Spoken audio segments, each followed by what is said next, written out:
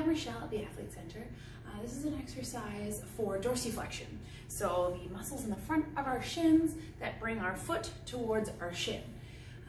We're going to show some different levels and some different angles. So the first one is we're just sitting and we're going to lift our feet up off the ground without lifting our heels. So we're lifting the top of our foot up towards our shin. What we don't want is just our big toes coming up. So we want to have our whole foot coming up and our toes mostly in a neutral position. So we shouldn't have our toes coming up and then our foot coming up. We're going to try to have our whole foot coming up without just toes, then foot. So that's the first step. It's going to be a little bit more challenging the closer your heels are towards you. So I can start here and I've got lots of range of motion to lift my feet towards my shin. Closer my heels get towards me, the more my feet are underneath me, the less room I have, the more challenging that's going to be.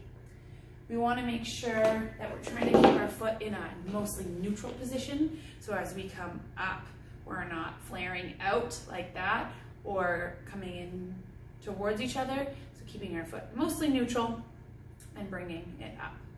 So once you can do it, at least at a 90-degree angle, so when your shin is perpendicular to the floor and you're able to control your toes and your foot coming up towards your shin, then you can try a standing variation. So standing variation holding onto something is a good start.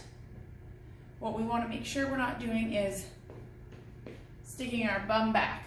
So as soon as I put my hips back, and now I'm actually moving my shins away from my toes and I won't get that same range. We're still going to get some muscular challenge, but we won't be challenging the range of motion as much.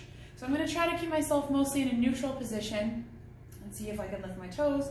And of course it's going to be harder if I'm not holding on to anything. And it's going to be even harder if I have my back to something, because then when I lift my toes, if I hit that, then I know I'm sticking my bum out.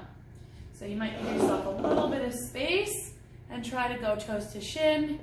Maybe you're going to do one at a time. And if you feel like you're hitting that thing behind you, then you might be moving your shin away from your toes. Standing, I like to do one at a time, and that prevents me from doing that.